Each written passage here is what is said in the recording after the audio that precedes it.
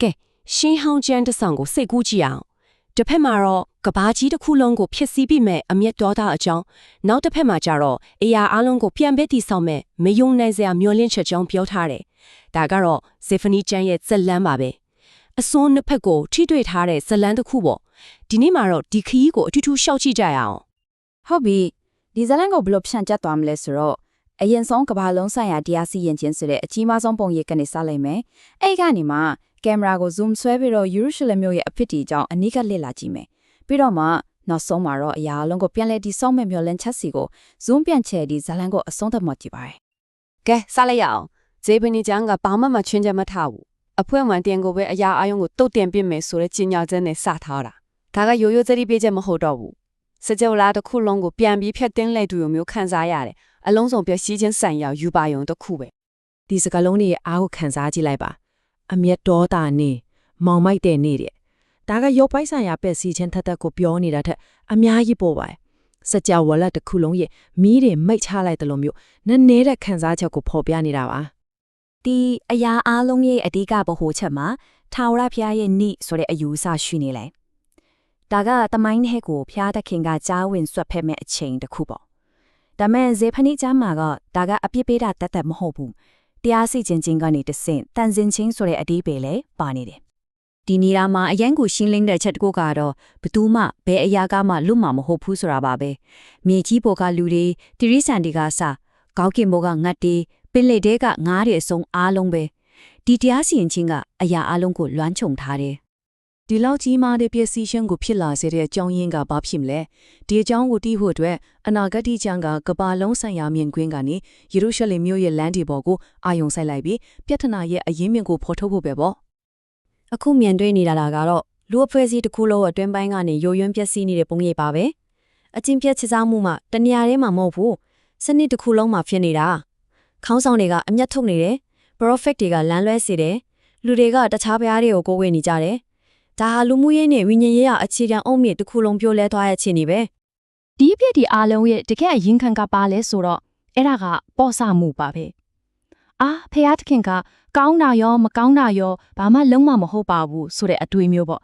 အဲ့ဒီလိုဝိညာဉ်ရေးရပေါ့ဆမှုကပဲတခြားအချင်းပြက်ချရာမှုရဲ့နဲ့မတရားမှုတွေအားလုံးကိုရှင်သန်ကြီးထွားခွင့်ပေးလိုက်ကပါဒါပေမဲ့ယေရုရှလင်မြို့ရဲ့အပိတွေကတူချီတက်ထီနေတာမဟုတ်ဘူးအခုအနာဂတိကျမ်းကအာယုံကိုပြန်ထည့်လိုက်ပြီးအိမ်နီးချင်းနိုင်ငံတွေရဲ့မာနကြီးမှုနဲ့ရန်လုံးမှုတွေဟာလည်းတရားစီရင်ခြင်းခံရမယ်ဆိုတာကိုဖော်ပြလာတယ်။ဘသူတဦးတယောက်မှတရားစီရင်ခြင်းကနေကင်းလွတ်ခွင့်မရဘူး။ဒီနေရာမှာတွေ့ရတာကရှေးခေတ်အရှိအလယ်ပိုင်းရဲ့အင်အားကြီးနိုင်ငံတွေစီရင်ပါပဲ။ဖိလစ်စတင်း၊မော်ဘာ၊အာရှုရိအစရှိထောက်ဖြစ်ပေါ့။နိုင်ငံတိုင်းဟာသူတို့ရဲ့မာနကြီးမှုအတွက်တိကျတဲ့ကံကြမ္မာနဲ့ရင်ဆိုင်ရမှာပါ။ဒါကတူတိုလေးအားကောင်းတဲ့ကြီးညာချက်တစ်ခုပဲဖျားတခင်ရဲ့တရားမျှတမှုမှာနယ်နိမိတ်တွေကိုကြော်လွန်တဲ့ဆိုတာကိုပြနေရပါအရာအလုံးပျက်စီးဆုံးရှုံးတော့မယ်လို့ထင်ရတဲ့အချိန်မှာပဲဇလန်းကမထစ်မပဲအလဲ့ပြောင်းတစ်ခုဖြစ်သွားတယ်အမောင်မိုက်ဆုံးအချိန်မှမျောလင်းချက်အလင်းတန်းလေးတစ်ခုပေါ်လာပြီးရှင်တန်လွတ်မြောက်နိုင်မဲ့လမ်းတစ်ခုကိုကန်လန်လိုက်ပါတယ်ဒီစင်တန်လွတ်မြောက်ရေးလမ်းစဉ်ကရိုးရှင်းပြီးမဲ့အမန်တန်နဲ့ဆိုင်ပါတယ်ဖျားသခင်ကိုရှာဖွေပါဒါကကိုးကွယ်ယုံကြည်မှုကိုပြန်လဲတည်ဆောက်တာဖြောင့်မတ်ခြင်းကိုရှာဖွေပါဒါကကိုချင်းတရားကိုပြန်လဲပြုပြင်တာပြီးတော့နှိမ့်ချမှုကိုရှာဖွေပါဒါကတော့မာနကိုစွန့်လွတ်လိုက်တာပေါ့ဒါဟာအတွင်ပိုင်းပြောင်းလဲမှုတစ်ခုအတူတောင်းဆိုလိုက်တာပါပဲဒီနေရာမှာတေချာပေါက်ပြစီကြီးကနေတွေ့ကောင်းတွေ့မိဆိုတဲ့ဖြစ်နိုင်ခြေတစ်ခုစီကိုပြောင်းသွားတာကကျန်းတဆောင်လုံးရဲ့အရေးအကြီးဆုံးအလဲ့ပြောင်းကိုဖော်ပြနေတာပဲဖြစ်ပါတယ်အခုဆိုရင်တော့ဇလန်ကစဝိုင်းတစ်ပတ်ပြည့်သွားပါပြီအစားပိုင်းကအမျက်တော်သားနဲ့ပျက်စီးခြင်းဆိုတဲ့မုန်တိုင်းကနေအခုတရားစီရင်ခြင်းရဲ့မိတကနေထွက်ပေါ်လာတဲ့တန်စင်ပီတာလူတွေအတွက်ကူစားခြင်းနဲ့တိဆောက်ခြင်းစီကိုလုံးဝရောက်ရှိသွားပါပြီဒီပြောင်းလဲမှုကတကယ့်ကိုအမခံပါပဲအဖြစ်အတွက်အဖြစ်ပဲခံရခြင်းကနေအဖြစ်ခွင့်လွှတ်ခြင်းစီလူတွေကွဲလွမ်းသွားရာကနေပြန်လဲစူးစီးခြင်းစီကြောက်ရွံ့မှုကြောင့်တိတ်ဆိတ်နေရာကနေဝမ်းမြောက်စွာတည်ခြင်းဆိုခြင်းစီကိုပြောင်းလဲသွားပဲဒါကဇလန်တပုတ်ထဲမှာရှိတဲ့ကဘာနှစ်ခုလိုပါပဲအရင်ကအကြမ်းဖက်မှုနဲ့လက်ပြမှုတွေရှိခဲ့တဲ့နေရာမှာအခုဘေးကင်းလုံခြုံမှုဆိုင်ရာဂရီတော်တွေကအစားထိုးဝင်ရောက်လာတာကိုသတိပြုကြည့်ပါခေါင်းဆောင်တွေအကြံပြစ်ချတာစားခဲ့တဲ့နေရာမှာအခုတော့လူတွေကိုလိုက်မတရားမှုမပြုကြတော့ဘူးဒါဟာလူဖွဲ့စည်းတစ်ခုကိုပြန်လဲတိဆောက်ယုံတယ်မကပဲသူ့ရဲ့စိတ်ဝိညာဉ်ကိုပါပြန်လဲကုစားပေးတာဖြစ်ပါတယ်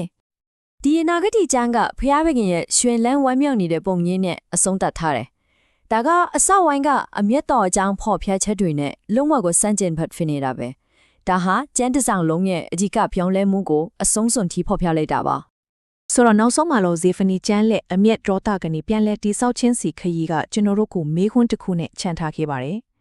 တာဝန်ယူမှုမရှိရင်တကယ်ပြန်လဲအသက်ဖြစ်ခြင်းမဖြစ်နိုင်ဘူးဆိုတဲ့ဒီရှေးဟောင်းအမှန်တရားကဒီနေ့ခေတ်မှာရင်ဆိုင်နေရတဲ့စိန်ခေါ်မှုတွေအတွက်ဘလို့အဲ့တော်မြတ်တက်ရောက်နေတယ်လဲဆိုတာပါပဲ။